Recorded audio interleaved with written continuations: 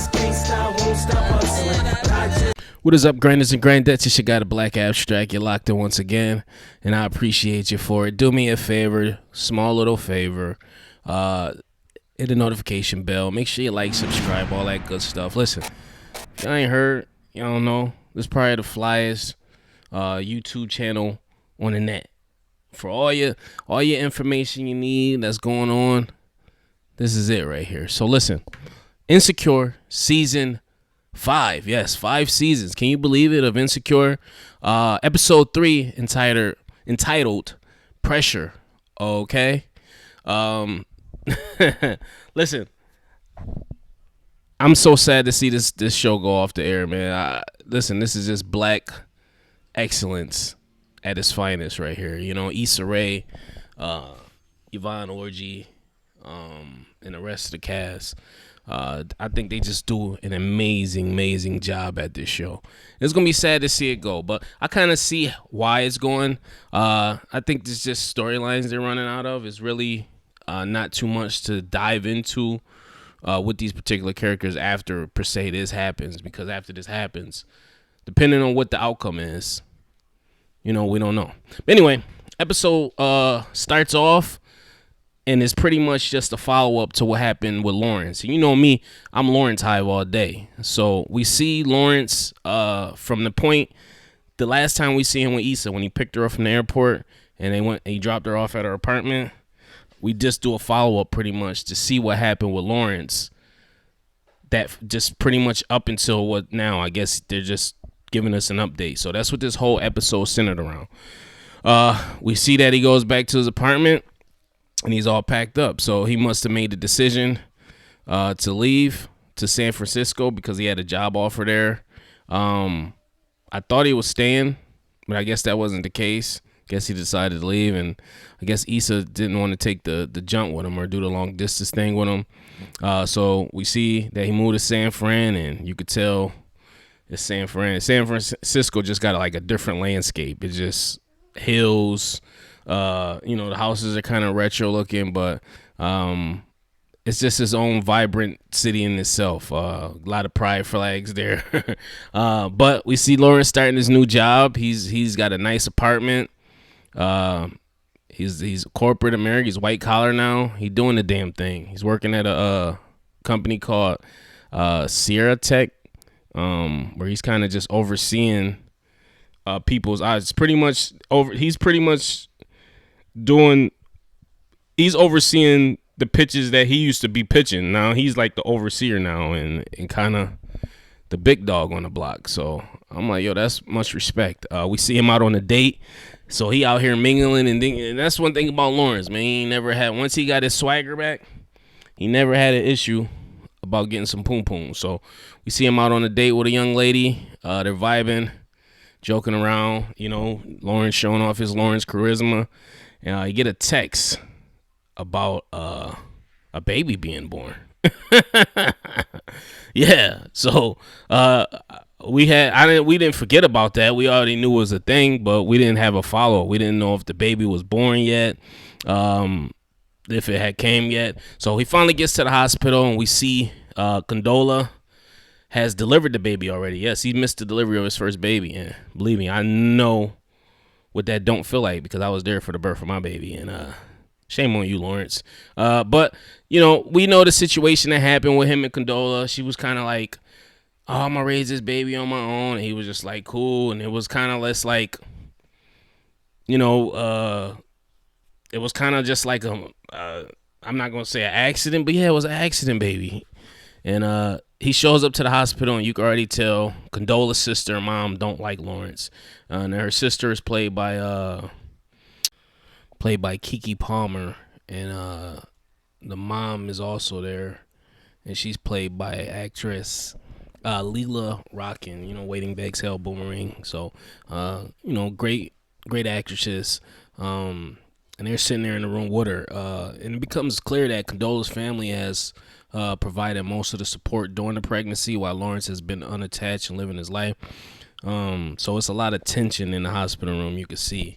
I think Keke makes like a smart remark towards him, like, "Oh, I see." So he said something about the son, and then we found out the son's name and it's like Phila Mufasa or something like that, and Walker. And then they gave him the last name, and he's just, you can see the disappointment on his face. I'm like, oh, Elijah Mufasa, which is named after their grandfather, who apparently created the Razor phone.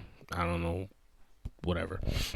So we can see Lauren's face. He's just like, what the hell is going on here? Like, but he just tries to make the best out of the awkward situation. You know, they ask if he want to hold the baby, and he is. But you can tell he's disappointed to have missed the birth, and he realized how complicated it will be to stay involved in the boy's life, given that Condola and her family's feelings about him.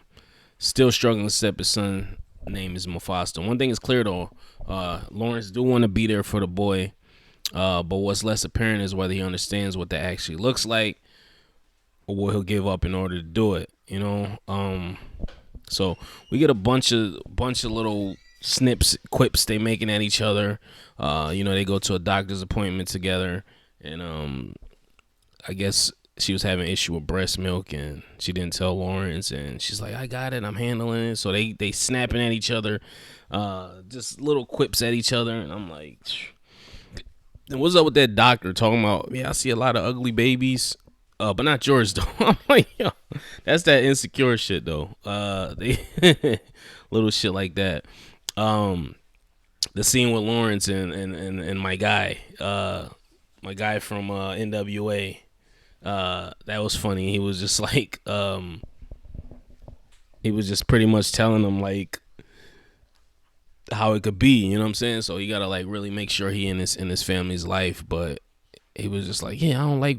He was like, Mufasa from The Lion King. I ain't like the remake, but it's just funny how he just goes off on these tangents about nothing, and then they like gives Lawrence the clothes, and Lawrence like, who's these for my son?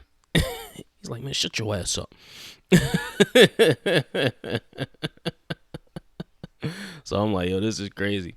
So listen, like Condola, she like sleep deprived, breastfeeding and managing her newborn schedule. He's living in San Francisco. He's working late, going on dates, and they do like a side by side to kind of do like a contrast to see who's doing what. But he's flying to Los Angeles once a week, and then he's missing sometimes because he'll be like, oh, I had to work late. He'll blame it on work the last minute. So he's not putting in nearly an amount of effort as Condola is, because obviously he doesn't even live in the same city. More tension arises when Condola and Lawrence go together to Tiffany and Derek's party. And that was an awkward text when he texted her. Like, why would she invite you if, of course, she bringing the baby? He like, with Ja? Because he calls his son Ja. And she's like, yeah. So they go. And it's just another, it was just like the leading up to something, you know, something big is going to happen eventually in the episode, because you just could tell. And there was even issues with the baptism. Condola and her family decided to have it baptized with their family's pastor, and there was some issues with that because they planned it. And you get this funny scene where Lawrence's uncle, he slides him $5, and it's just a lot of tension between these families. Lawrence's mom is just like, yo, we gonna have this baby a real baptism, give him a real baptism, because they splashed like some water on his head, and that wasn't really no baptism. And they want to be more involved in the baby's life, but it's like condoling them ain't giving him no room to breathe, which I can't say I understand, but I do understand, because he hasn't been there leading up until the birth of the baby, because just how the baby materialized. It's like they were together or they planned this. It's just a matter of circumstance. But here they are, and now they trying to figure this out, you know? New parents, both trying to figure it out, and then you got one that lives in a whole different town. So it's just weird. It's just a weird situation. But anyway, back to the party. They wind up getting invited to this party, which is in LA, obviously. Lawrence flies out, and this is a hilarious scene. You get Tiffany and Derek's baby, and the baby is dressed like Kelly with a suit on, and then they got a Pepper Pig, but it's not Peppa Pig, it's Pepper with an ER, who was played by Kelly Stoner cousin in a pink pig costume. But things go sideways when I believe Lawrence went to feed the baby, and he just gave it like some cake or something. And Condola was like, "Well, I haven't introduced the baby into solids yet." And Lawrence like, "It's just mush," you know what I'm saying? But he don't understand. You gotta kind of like ease into that because you don't know if the boy allergic to anything. You don't know how he breaks down. And listen, I was with Lawrence a lot in this situation, but dude, you gotta look at it from both sides. So I was kind of like, Condola. As much as I don't like Condola's character, I was just like, she kind of right. Like, you can't just make these kind of decisions because the baby might have a peanut allergy or it might have this type of allergy. You don't know. You just don't know. So it's just certain things, especially when they're young and little like that. You don't know. And then that could upset his stomach. The baby be shitting all night. So it's all kinds of stuff. But it turns into a whole thing. And she's like, yo, let it go. And she's like, give me my baby. Give me my baby. And Lawrence like objecting, like, yo, this my son too. And I hate when females say that, give me my baby. Like, it's not your baby, it's our baby. But Derek comes over and intervenes and tells Lawrence to help him out with some boxes. And Lawrence like, where are the boxes? But Derek was telling him like, listen, you gotta like let shit go. You know what I'm saying? You can't be holding on to shit and be like, because it's not gonna work out. Y'all gotta kind of do what's best for the baby. So Lawrence is trying to articulate how he feels. He doesn't really know how to say anything. He's just like, yo, that's my baby too. But he think that making a baby is raising a baby when it's not really the same thing.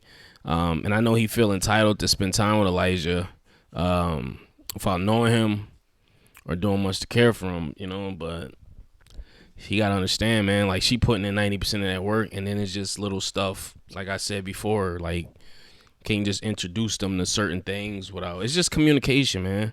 And that's done best when it's two people in the household. That's why it should be two parents in the household. But Derek suggested that Lawrence, he shouldn't antagonize Condola or try to add stress to the situation, which was solid. I thought that was solid advice. And of course, Lawrence ignores it when things come to a head. And Lawrence was supposed to get the baby overnight, and I guess they were just going up the road. I don't know if he had a hotel or he was going to keep it at one of his friends' house, or maybe the parents' house. I'm not sure. They didn't really specify where he was taking the baby. And then she was just having that resentment, like, you know what I'm saying? But yo, let's talk about the when the cousin got so high and was he's stoned out of his mind. He was sitting inside that little basket and took his hat off. I'm like, yo, this is crazy.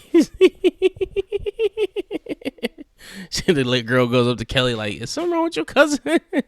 And the kid there smoking weed. Yo, that shit was hilarious to me, man. That shit was funny as hell. Kelly, man. I'm sorry, that just tickled me. Anyway, yeah. So he wants to keep the baby overnight, Elijah, and she just has some kind of like regrets about it. And you could tell that it's just like, I don't know, man. Like, I'm not gonna say it's like I'm not gonna say it's her not trust. It's a trust thing. That's what it is, pretty much. They don't trust each other, and she damn sure don't trust Lawrence because he never around. So, and he not with the baby as much as she is. But I understand. I understand her reservation for it, and then they just get into a head, and he's like, "Yo, I'm gonna be there for my baby, with or without you," he says, and she like, "What? Get the fuck out! Like, get the fuck out of my apartment." He's like, "All right," and then on his way home, he has turbulence on the plane, and it was scary. Like, I'm like, "Oh, is they about to knock my man Lawrence off?" And then everything straightens out, and he gets back, and I think he just realized, like, yo, life too short to be fucking doing dumb shit or even be mad about some shit that it's fixable.